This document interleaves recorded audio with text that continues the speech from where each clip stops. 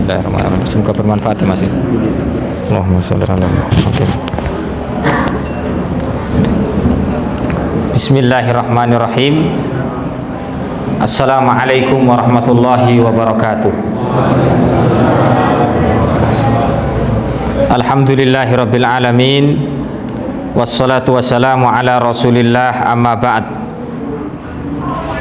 Saya langsung saja nggih, karena waktunya pada maghrib itu sangat mepet sekali. Saya langsung saja. Kita sudah pada hadis yang ke-9. Ini nanti saya baca. Hadisnya sangat pendek Pak, tapi syarahnya cukup panjang. Semoga aja saya bisa membaca runtun.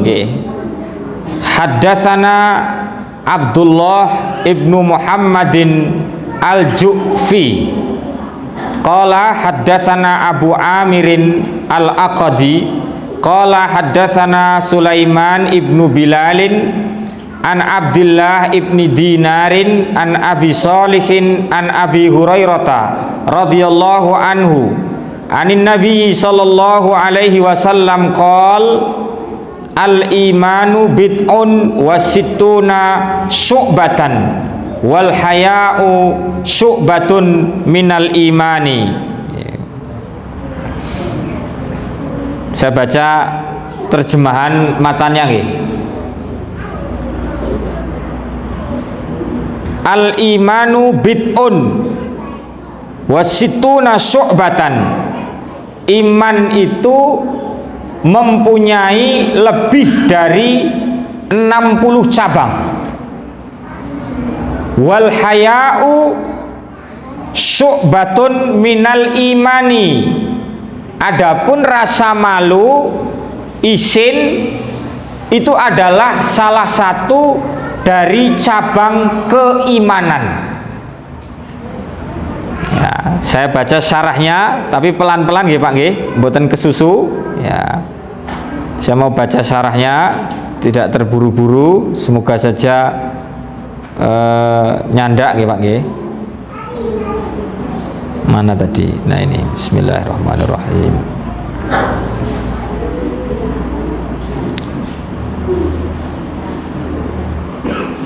Al-iman utawi iku iman bid'un bikasri awalihi. Bid'un bikasri awalihi, awal hurufnya itu di kasrah. Wa hukiya al-fathu lughatan wa huwa adadun mubhamun muqayyadun. Bid'un itu artinya adalah adadun, adat itu bilangan, mubhamun sing tidak jelas, muqayyadun bima baina salasi ila tis'i Pak. Jadi kalau bid'un itu berarti bilangan sing tidak jelas, antaranya bilangan 3 sampai bilangan 7. Berarti kalau terjemahannya bid'un wasab'una, berarti iman itu antara bilangan 3 sampai 7, sebagaimana kama jazama bihil Qazzaz, sebagaimana diyakini oleh Qazzaz.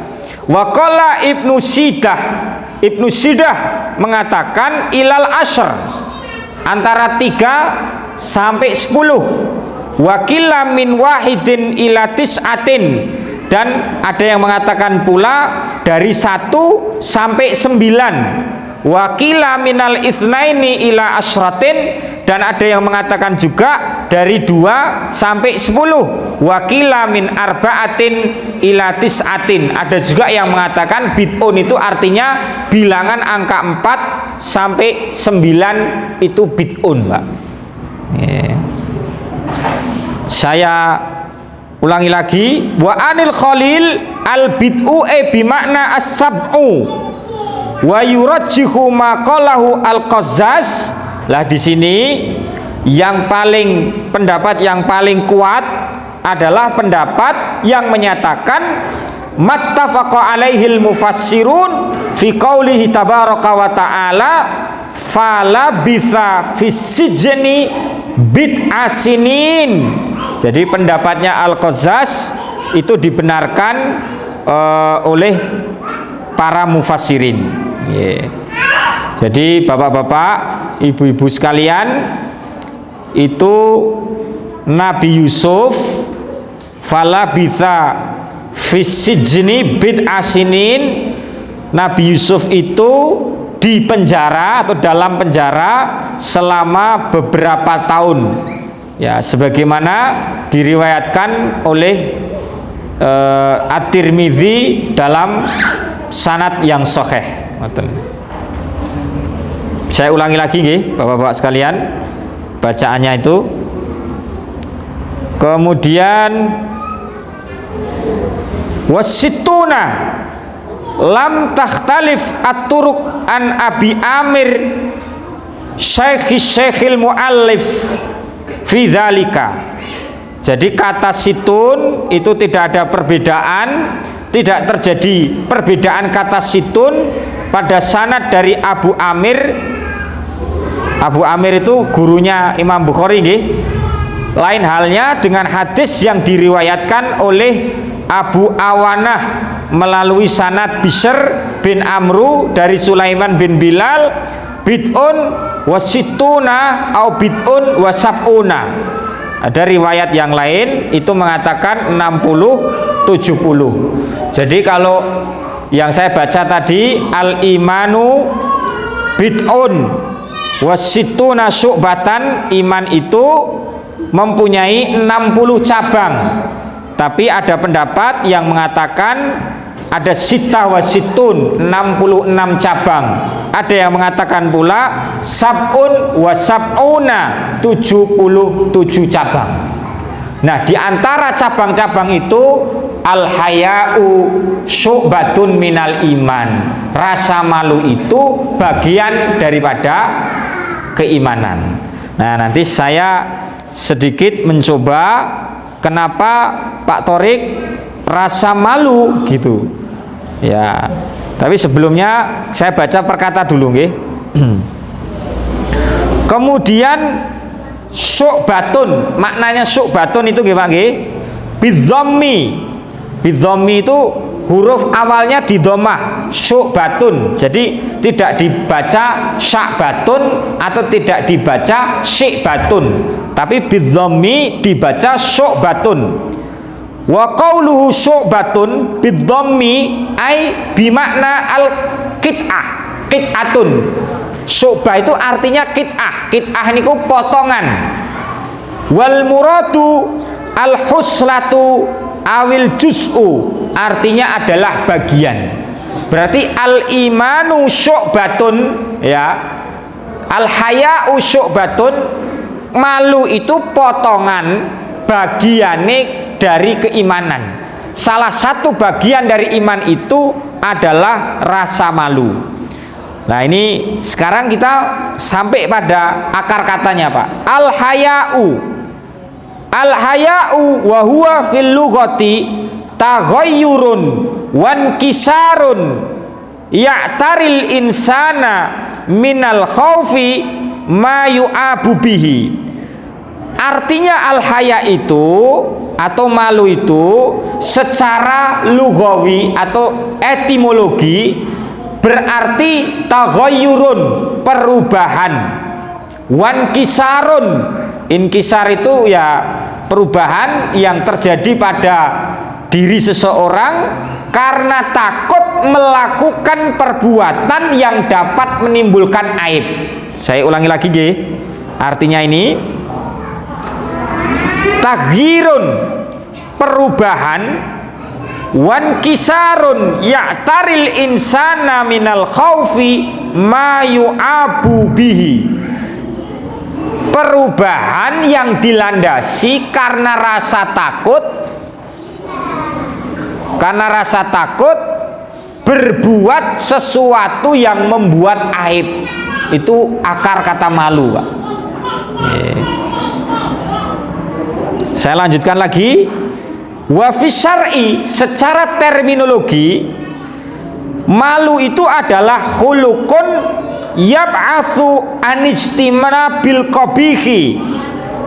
Secara syar'i malu itu adalah perangai budi pekerti yang menstimulasi kita menghindari yang jelek, wa yamna'u minat taksiri fi haqqin dzil haqqi, dan juga dia itu istilahnya itu apa nggih Pak nggih? Ada hak dia yang hilang tapi dia kemudian tidak mengambilnya. Ya. Ini saya baca terjemahannya nggih Pak nggih. Secara etimologi al-haya'u itu berarti perubahan, taghayyurun, perubahan yang ada pada diri seseorang karena dia takut melakukan perbuatan yang dapat menimbulkan aib. Ya. Kata ini secara terminologi, secara syar'i adalah perangai atau budi pekerti yang mendorong seseorang untuk menjauhi perbuatan buruk dan mencegah untuk tidak istilahnya memberikan suatu hak kepada dirinya sendiri. Diriwayatkan dari sebuah hadis Nabi, al-haya'u kulluhu khair. Ya, malu itu seluruhnya baik. Ini mohon maaf Bapak-bapak, ini mau saya syarah tapi menurut pendekatan akal saya. Mungkin zaman Pak Harto jenengan Pak nggih, atau yang lebih sepuh ya, mungkin yang lebih sepuh, jangan yang ibu-ibu yang mohon maaf dulu itu orang pacaran isin-isin Bu. Istilahnya kalau zaman orang dulu, orang mau pacaran itu isin-isin ngaten. Surat-suratan aja paling 1 bulan sekali, itu pun delian. Tapi zaman kita saat ini, mohon maaf, orang memang kehilangan rasa malu itu. Coba kalau malam-malam, saya karena sering pulang malam kadangkala dari mana gitu, ya Allah, jejer manahan itu anak-anak muda udah nggak malu-malu lagi Pak. Bukan suami istri nongkrong-nongkrong, kongka-kongko, kemudian ya mungkin berpelukan, cipika-cipiki, sudah tidak ada batasan, sudah tidak ada lagi rasa malu. Dulu dianggap tabu, sekarang tidak dianggap tabu Pak. Pak Torik, apakah ini memang akhir zaman? Ya memang kita sekarang di akhir zaman Pak. Kita tinggal, tapi jangan pernah menunggu Pak. Sekali lagi, tidak boleh menunggu kematian, tidak boleh menunggu hari kiamat. Kenapa tidak boleh menunggu kematian Pak? Ya kita memang tidak diperbolehkan menunggu kematian. Yang diperbolehkan itu kita terus berbuat amal untuk bekal setelah kehidupan di akhirat nanti. Jadi seperti itu. Tidak apa-apa, tidak apa-apa. Nanti nyanyi sama saya Dek. Kembali lagi Bapak-bapak sekalian, memang sekarang ini kita krisis malu. Orang korupsi bermiliar-miliar bahkan triliunan, ya dia masih bisa plengah-plengeh ya, disorot wartawan masih bisa dada-dada ya. Kemudian ada orang aparat tertangkap basah selingkuh di hotel, dia juga nggak malu Pak. Jadi kita itu memang malu itu kenapa dianggap sebagai bagian dari iman? Karena memang sesungguhnya malu ini mencegah kita dari perbuatan buruk Pak. Isin ya, ketika kita berbuat aib itu harusnya malu. Orang kok malah diumbar ya. Saya bernasihat hati-hati nih Pak nggih, ibu-ibu, menawi jenengan berbuat dosa cukup jenengan dan Allah aja yang tahu. Ojo terus mbok umbar ning kancamu. Wah, Pak Torik mau bengi aku wis jan penak tenan, surgane donya. ya. Saya ditemani banyak orang, temani banyak kawan, saya juga geplek main judi, terus kemudian minum-minum. Pun kalau saudara berbuat maksiat, segera bertobat, hanya jenengan dan Allah saja, Pak. Kalau jenengan bicara gitu, isinmu neng endi gitu loh. Kabeh wong mbok critani, ketemu wong critani, aku ini baru kelon kambek bojone tonggoku gitu. Atau aku ini habis mencuri. Diceritakan seperti itu, dia itu kehilangan sebagian daripada imannya itu. Nah, kenapa malu, Pak? Karena sifat malu itu adalah motivator yang akan memunculkan cabang-cabang iman yang lain. Nah, isine wis ilang, sulit, Pak. Tapi kalau masih ada rasa malu, cabang-cabang iman yang lain itu akan ada, Pak. Akan tumbuh, akan muncul, ya. Karena memang malu itu merupakan salah satu sifat yang Nabi juga miliki, karena Nabi itu asyaddu hayaan, Nabi itu memang sangat memalu sekali. Kemudian dengan malu itu kita merasa takut untuk melakukan perbuatan buruk di dunia dan di akhirat. Malu juga akan mendorong kita melaksanakan perintahnya dan menjauhi larangannya. Berarti nak wong duwe isin ki malah apik nggih Pak nggih. Daripada ngisin-ngisini. Lah niku malah radi repot meleh. Ya. Nah, sekarang kalau sudah perkata saya baca, saya ingin langsung kepada intisari, Pak, daripada hadis tersebut. Istilahnya itu kalau dalam bahasa Arabnya itu faidah min hadzal hadis, faidah atau pelajaran yang dapat diambil dari hadis ini, ya.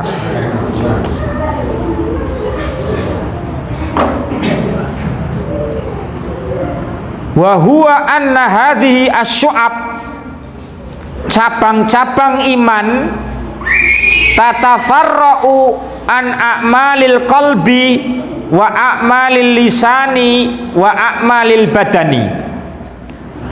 Cabang-cabang keimanan yang dimaksud itu terbagi menjadi beberapa cabang.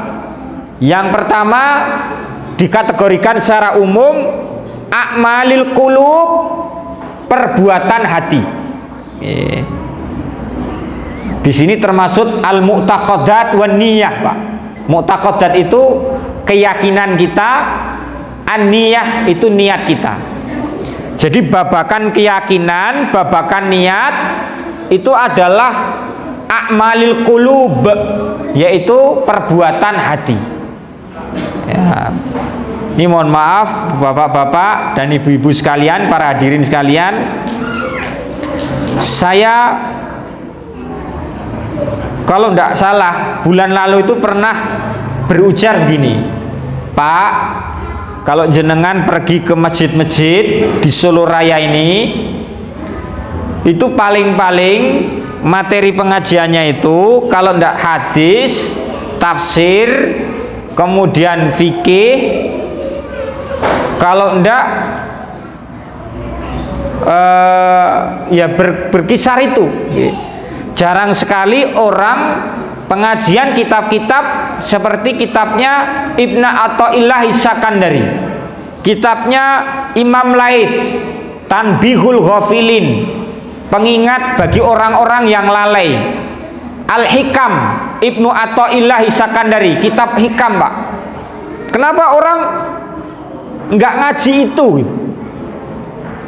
Dia ngaji fikih, ngaji akidah, ngaji hadis, ngaji Quran, tapi dia melupakan bab sulukiyat, bab al-ihsan.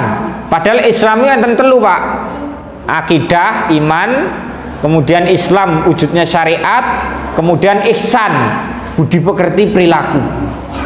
Orang muslim sekarang sibuk ngajinya ya hanya itu saja. Kalau ndak akidah fikih, tapi lali tidak ngaji namanya a'malil qulub, amal hati, Pak.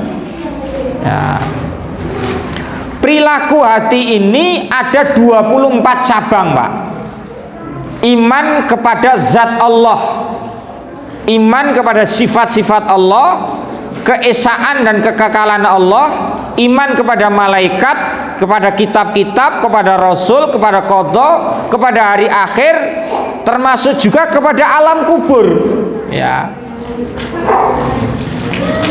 Jadi kalau kita bicara hari akhir itu kan nama lain dari hari kiamat, Pak. Nama lain dari yaumul mahsyar, nama lain dari yaumuddin.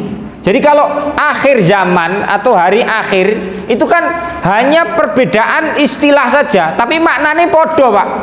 Di mana semua jagat raya ini akan mengalami kehancuran, kerusakan, kepunahan, kematian, dan di situ nanti hanya ada satu zat yang maha hidup, Pak.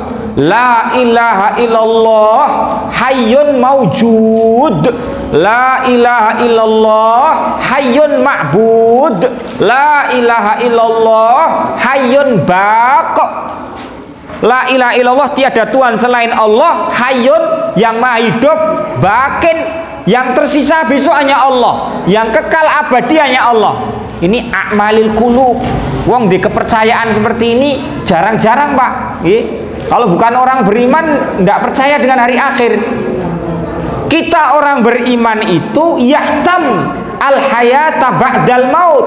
Kita orang beriman itu peduli, perhatian kita, fokus kita kepada kehidupan setelah mati. Di sini tadi salah satunya iman bi naimil qabri wa azabih, iman kepada nikmat dan siksa kubur. Itu ada iman kepada akhir zaman, iman kepada malaikat Allah, iman kepada kitab Allah, ada, Pak. Ya. Iman kepada hari kebangkitan. Ini semuanya, Bapak-bapak, itu termasuk perbuatan hati. Karena gaib, ya. Kemudian kecintaan kita kepada Allah. Lah ini, Pak, saya ulangi lagi. Kita itu kan sering zikiran, Subhanallah, Alhamdulillah, Allahu Akbar, La ilaha illallah. Kenapa, Pak, menyebut nama Allah itu alasannya kenapa? Karena Allah memang zat yang layak untuk disebut. Allah adalah zat yang mesti diingat. Allah memang layak untuk disebut dan diingat, Pak. Membaca sholawat Nabi karena memang Nabi Muhammad layak untuk dirindukan. Kenapa membaca Quran? Karena Quran memang kitab untuk dibaca. Ya, kan beda tuh, Pak, orang baca Quran ben Pak Torik, keluargaku ben terbebas dari gangguan afarid, dari gangguan jin, ya, dari gangguan katakanlah makhluk halus. Saya baca sholawat Nabi supaya dagangan saya laris, saya zikir pada Allah supaya Allah melapangkan rezeki saya. Itu tidak dilarang, Pak.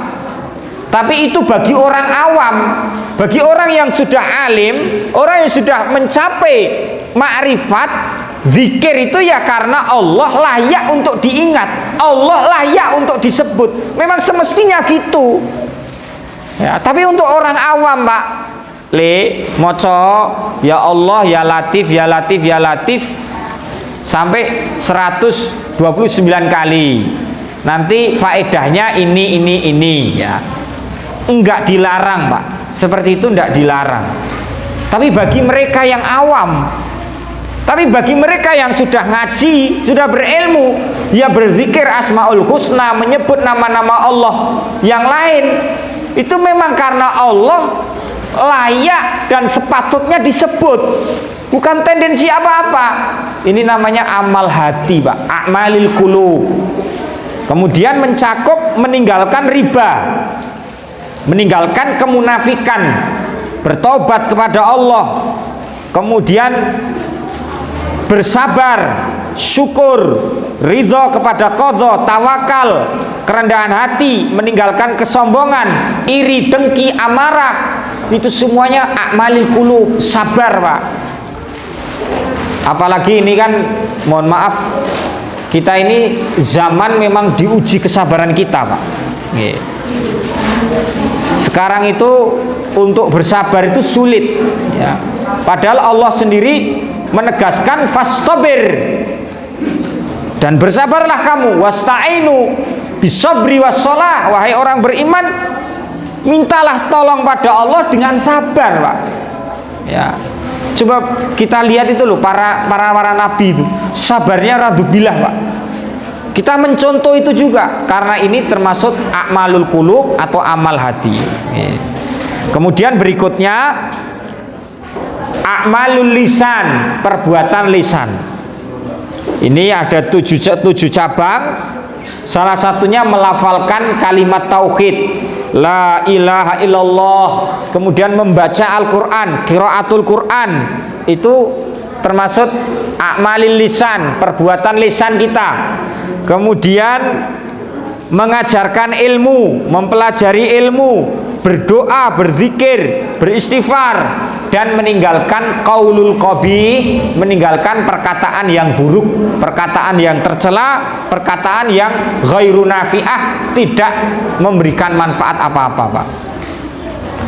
Saya mohon maaf nih, mungkin nanti berbeda Pak Dwi. Saya harus istilahnya, meskipun saya di sini jenengan baik sama saya, tapi saya juga harus punya freedom. Saya harus punya kebebasan untuk berbicara Pak, mengutarakan pendapat saya, ide saya. Itu orang-orang semacam ini direkam di YouTube tapi tidak apa-apa. Saya berani ya. Yes, I am Muslim ya. Saya berani. Ahok itu Pak, saya tidak menyalahkan siapa-siapa. Itu karena dia sendiri salah, kepleset, karena tidak bisa menjaga omongannya, perkataannya. Yang sekarang ditangkap itu juga sama, karena memang tidak bisa menjaga perkataannya. Saya berulang kali loh Pak, ini jujur aja, tidak apa-apa di YouTube, tidak apa-apa.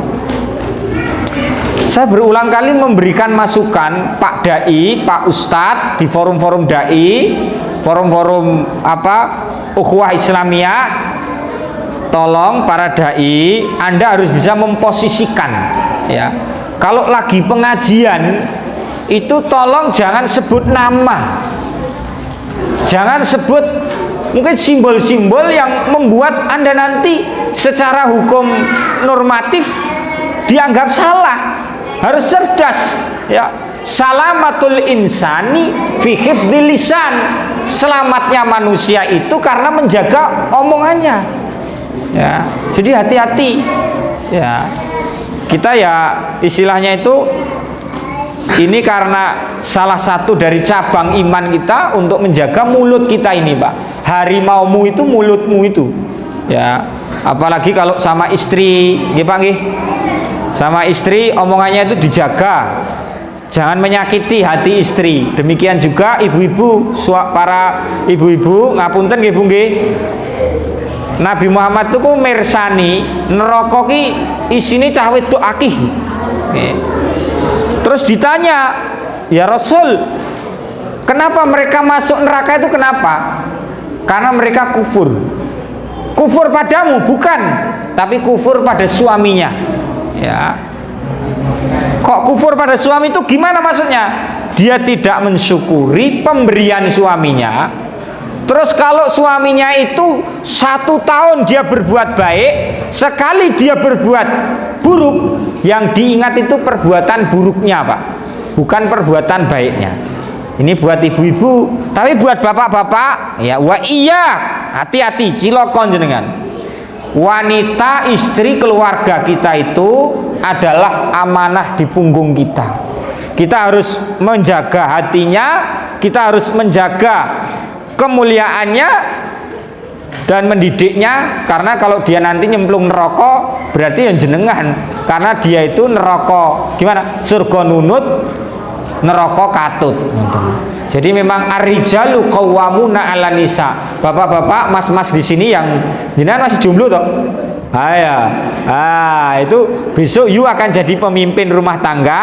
Jadi ini konsepnya seperti itu. Meskipun pemimpin, kalau jenengan kencing sambil berdiri, istri jenengan bisa kencing sambil berlari. Artinya laki-laki itu jadi keteladanan. Ya, harus penuh kesabaran. Baru kemudian a'malul jismi, Pak. Badan kita ini punya perbuatan, punya amal, yaitu dengan cara menjaga badan itu ya bersuci, kemudian berwudu, menutup aurat. Nah, ini menutup aurat. Menutup aurat, kalau untuk ibu-ibu mohon maaf saya harus sampaikan juga, menggunakan hijab wajib hukumnya. Nggih Pak nggih. Saya ulangi lagi. Bagi wanita mengenakan hijab wajib hukumnya. Hijab niku napa, Pak? Hijab niku napa? Hah? Penutup napa? Penutup kepala, kerudung. Nggih. Kerudung itu wajib, menggunakan kerudung wajib hukumnya. Nggih. Saya ulangi lagi. Pak Torik, tapi tetangga saya belum berkerudung, belum berhijab, burung kerudungan piye? Apakah sholatnya diterima? Beda hal, Pak. Sholat masalah sendiri, berkerudung bab sendiri. Sholat itu masalah kewajiban sholat, berkerudung itu masuk pada fikih bab adab, bab berpakaian. Dia tidak berjilbab, tidak berkerudung, iya dia melanggar aturan berjilbab. Tapi dia sholat, dia melaksanakan ketaatan berupa sholat. Jadi ojo mbok campur-campur, menawi ada tetangganya yang masih belum berjilbab, belum berkerudung, ya doakan saja. Jangan sumpah serapah, jangan mencaci maki, tapi dirangkul, ya dikei hadiah kerudung malah apik biar berkerudung. Tapi kalau belum bisa, ya doakan saja Pak. Yang penting kita udah ajak-ajak, menggunakan menutup aurat, sholat wajib, sholat sunnah, zakat, membebaskan budak. Lah ini Pak, zakat saya nggak ngerti, tapi yang jelas saya dengar-dengar aja nih Pak Harto. Orang yang punya kontrakan, orang ngerti ya, iku wajib zakat loh Pak ya. Jenengan punya kios, kok ngertimu gor zakat fitrah nopo zakat penghasilan aja enggak. Jadi al bait zakatul buyut, zakat rumah itu dizakati Pak, tapi bukan rumah yang untuk tempat tinggal ya. Dia punya rumah kontrakan, dia punya kios, kalau sudah mencapai nisab wajib zakat, nggih. Kok dikirane kuwi ora ling wajib zakat bangsane emas, nyimpen logam mulia, ngoten-ngoten. Tapi punya kontrakan, kalau mencapai nisabnya dia wajib zakat, Pak. Zakatul buyut, zakat al-asyaqqah lil ijar, apartemen yang disewakan, dia wajib zakat. Mau ngerti nih zakat fitrah aja nanti. Nggih Pak nggih. Itu salah satunya zakat. Kemudian puasa wajib, puasa sunnah, insya Allah tinggal 80 berapa hari Mas? 83. Kalau Ramadan tinggal 2 bulan lagi lah Pak, 2 bulan lebih sedikit. Kemudian Lailatul Qadar, mempertahankan agama Pak, hijrah dari daerah yang penuh dengan kezaliman dan kesyirikan Pak. Jadi ini ada perintah hijrah, melaksanakan nazar, melaksanakan kafarat, yaitu kafarah. Kemudian berikutnya adalah yang berkenaan dengan orang lain. Tadi yang berkenaan dengan diri kita, badan kita. Ya, kesyirikan itu ya termasuk jangan-jangan pakai gelang tapi dia punya keyakinan gelangnya itu membawa sesuatu gitu, katakanlah yusi wa yudir, yu'til manafi wal madharah, bisa mendatangkan kemanfaatan dan kemudaratan. Ya jangan gitu, tidak boleh yang seperti itu, tidak boleh. Kemudian yang berhubungan dengan orang lain ialah menjaga kesucian diri dengan menikah, Mas. Ya. Ayo syabab, wahai para pemuda, ittaqillah. Anak-anak muda, Mas, bertakwalah pada Allah. Ya jika anda tidak hanya anak-anak muda aja, tapi bapak-bapak juga, nggih. Wong kelilipen neng dalan lihat wanita cantik kelilipen kedep-kedep ora rampung-rampung kedepe kan gitu. Ittaqillah, jaga kesucian pernikahan. Saudara sekalian yang belum menikah, jaga diri saudara dengan cara melaksanakan nikah. Pak, aku rung kuat ekonomiku, yo kabeh wongi proses, nggih Mas nggih. Kalau mau nikah, kalau memang itu yang paling selamat nikah. Soal nafkah, soal rezeki Allah yang ngatur. Kalau jenengan meragukan itu, jenengan meragukan Allah. Kita itu kenapa takut miskin? Padahal kita itu hambanya Allah yang maha kaya. Ya Allah yang memberi. Allahu yu'ti kullan ni'am. Allah memberi setiap nikmat untuk kita. Kita diberi kenikmatan, ya, itu Allah, Pak. Jadi nggak usah khawatir orang semangan, nggih Mas nggih. Kalau menikah punya anak jangan khawatir tidak bisa makan. Mungkin yang PNS nggih Pak nggih. Ini nggih perlu diingat. Kadang-kala orang-orang pegawai negeri itu, ini Pak, ini kritik saya. Karena keluarga saya rata-rata pegawai negeri. Itu saya kritik gini Pak, kalau pegawai negeri itu perbuatan baik Pak, itu pekerjaan baik, PNS itu pekerjaan baik, tapi impactnya pada hati, ini tolong dipegang yang berstatus sebagai pegawai negeri. Saudara jangan sandarkan nasib saudara pada status, ya. Saudara jangan sandarkan nasib saudara pada SK saudara, tapi sandarkan tetap pada Tuhan yang Maha Esa. Nah, karena orang sekarang yang belum jadi PNS, dia menuhankan PNS. Ya, padahal pemberi rezeki itu Allah. Seolah-olah tidak ada pekerjaan, tidak ada nafkah, tidak ada apa katakanlah the only one itu yo pegawai loh. Tapi justru pengusaha, pedagang, tawakale dhuwur, Pak. Saestu nggih. Dibandingkan yang pegawai negeri. Tapi yang pegawai negeri kalau tiap pagi mau berangkat itu selalu Bismillahirrahmanirrahim. Ya Allah, kula niku bertawakal pada jenengan, meskipun saya punya SK, tapi ruh saya ini nggak ada sertifikatnya, nggak ada SK-nya. Kalau jenengan cabut, kula mboten saged napa-napa. Tiba-tiba kalau di tengah jalan saya tabrakan, kula nggih mboten saged napa-napa. Saya pasrah kepadamu. Lah, tolong dimiliki sifat yang seperti ini, Pak. Meskipun pekerjaannya sebagai pegawai negeri. Nah, pekerjaan yang mulia itu mengabdi pada kepentingan publik. Mendidik anak. Lah, yang lari-lari niki Pak nggih, ngapunten Pak Dwi, Pak Harto, saya panjenengan semua jamaah bakal mati, Pak. Ya, yang akan menjadi pelanjut cerita, pelanjut risalah keagamaan kita itu lari-lari jenengan ini. Silahkan disekolahkan kemanapun, tapi tolong diajari ngaji. Tapi tolong betul-betul pendidikan agamanya itu diperhatikan. Nah, kalau ora masalah anak rodok kendul ora masalah, Pak. Sing penting anak kuwi ndongake wong tuane, punya etika baik, agamanya bagus, sudah cukup. Perkara matematikane kok rodok elek ngoten itu overtime, Pak. Dikursuske tak ya suwe-suwe iso, nggih. Di sekolahke suwe-suwe bisa. Tapi kalau moral, Pak, itu sulit, karakter itu sulit ditanamkan sejak dini hari. Saya di Sawan sebelah mriku, Pak nggih.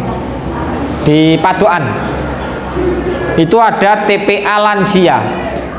Bapak-bapak seusia sepuh ya, 60 kok. Itu belajar ngaji, Pak. Baru pertama kali dia mengenal huruf alif ba ta. Luar biasa. Ternyata yo angel lho, Pak. Belajar ngaji ki angel. Akhirnya ya mutung. Aku wis ora iso, Pak. aku ra iso tenan ngiling-ngiling iki bengkong ini bak, bengkong ini jim, bengkong ini dal, sulit loh Pak ya. Makanya anak-anak kita itu alhamdulillah iso ikra, bisa baca Quran, ada yang hafal, alhamdulillah syukuri ya. Itu banyak orang-orang yang pengen iso maca Quran yang ra iso Pak, otaknya itu udah mentok, nggak bisa ngeling-ngeling gitu loh. Disyukuri itu Pak. Lah anak itu tanggung jawab orang tua, amanatu al-ab wal amanatnya bapak dan ibu. Yusuf Qaradawi punya buku Tarbiyatul Aulad Pak, pendidikan untuk anak. Aja dikira anak kuwi dididik setelah lahir ya Pak ya, tapi di dalam perut ibunya itu sudah ada Tarbiyatul Aulad, pendidikan untuk anak-anaknya.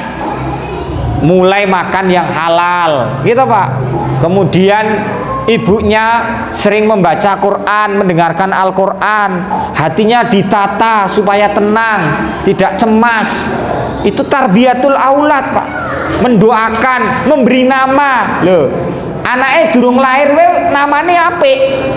Saya sama istri saya Pak, kalau diberi putra, kula nggih pun mikir-mikir, wah aku anakku jenenge iki gitu. Ya, tapi saya tidak namakan diri saya, tidak namakan Pak Dwi ndak. Saya namakan kalau laki-laki saya pengen tak beri nama Ranggalawe Muhammad Khairut Syatir Pak. Nah, siap-siap nama yang baik ya. Kalau perempuan katakanlah Ania Linta siapa, atau Mar'atus Sholihah atau siapa gitu. Jadi saya sudah menyiapkan nama. Lah nama ini bagian dari pendidikan tarbiyatul aulad. Wonge durung ono wae namane wis ono gitu loh Pak. Ayub, Zakaria ya, itu nama pemberian Allah loh ya. Zakaria itu Allah yang beri. Jadi jangan nyepelek ke jeneng. Wes jenenge Paijo. Ya, kalau maknanya ada ya silakan, tidak apa-apa. Kalau tidak ada gimana Pak Torik? Ya tidak apa-apa. Yang penting karena dulu belum tahu, sekarang udah tahu, ya beda nih Pak nggih. Nama yang baik-baik aja lah. Katakanlah Slamet Widodo, Bejo Kustino, Ganang Santoso. Ini kan apik-apik Pak. Sabar Narimo. Gitu. Kalau jenengan pengen nama Jawa ya silahkan. Tapi kalau nama yang Arab gimana Pak Torik? Afdol, lebih apik. Katakanlah Abdullah ya.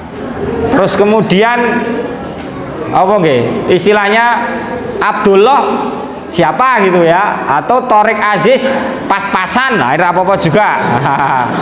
Ya umpamanya, ya itu hanya seumpamanya saja Pak. Itu yang berkenaan dengan orang lain. Yang berkenaan dengan maslahat umum, hadis ini salah satunya menyeru kita untuk berlaku adil dalam memimpin. Pak, 2 tahun lagi kita akan pemilihan umum, pemilu. Silahkan pilih apa saja, silahkan pilih siapa saja, tapi saya harus jujur bicara di sini. Ini tidak apa-apa, direkam YouTube nggak apa-apa. Saya bicara tentang karakter.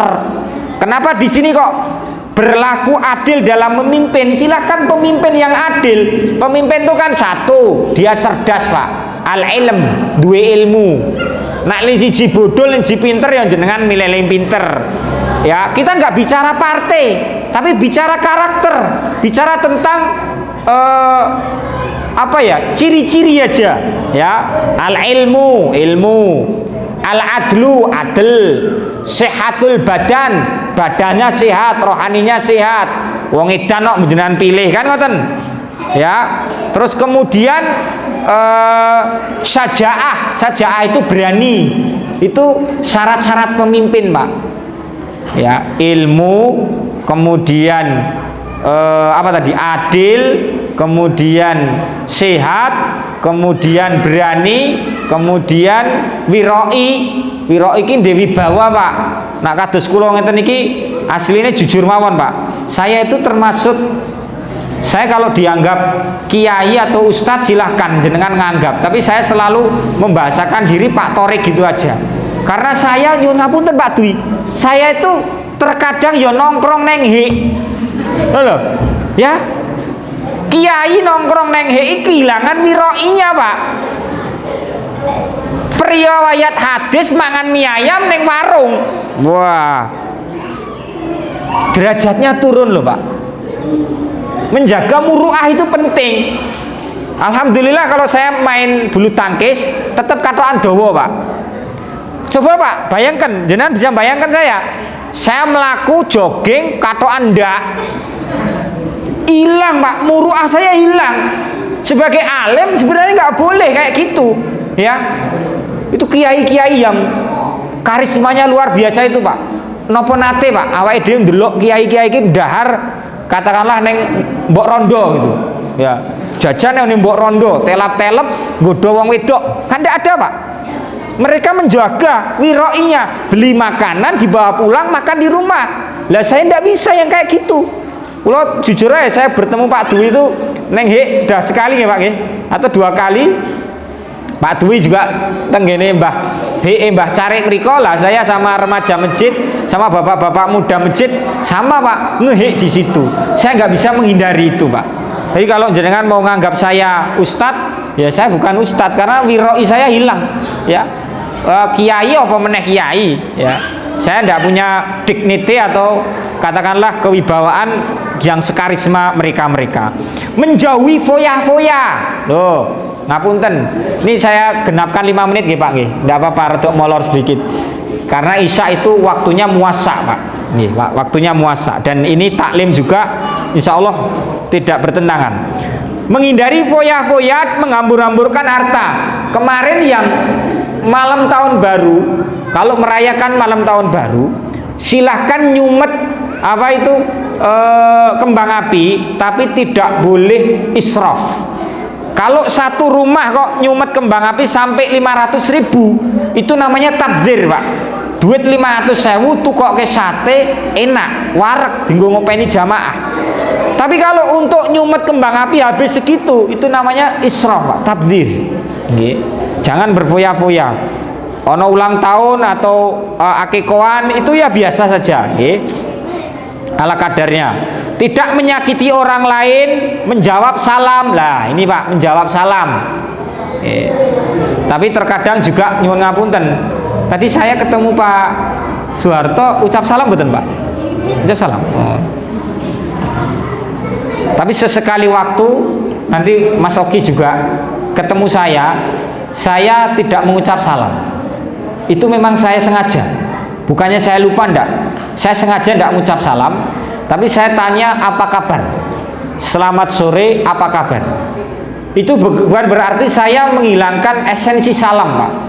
Sebenarnya kata salam itu Nabi mengatakan assalamu qoblal kalam, salam sebelum saudara berbicara, assalamu qoblal qaul. Hakikatnya adalah kehadiran saya ini membawa keselamatan untukmu, membawa keamanan untukmu. Itu salam, Pak. Ya, tapi kalau dengan jamaah ya saya salam sama Pak Dwi tadi nggih salam.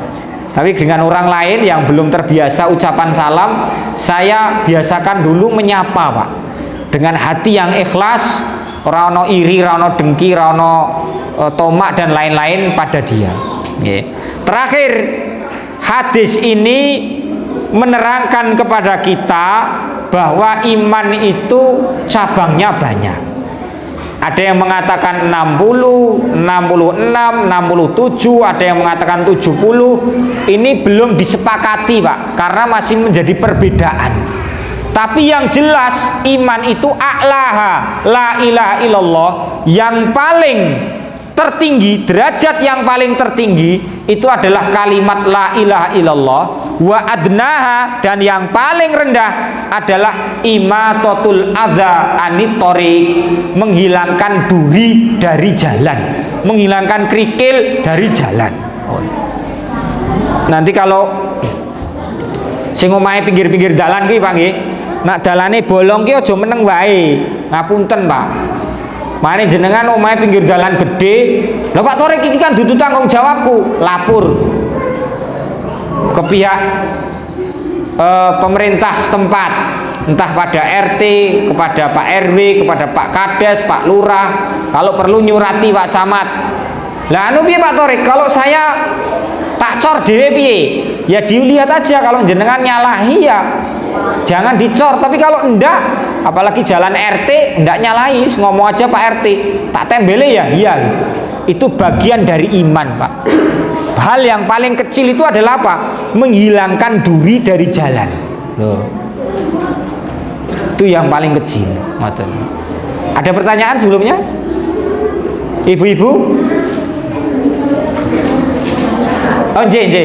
Silakan Bu. Waalaikumsalam warahmatullahi. Niki enten mikrofon.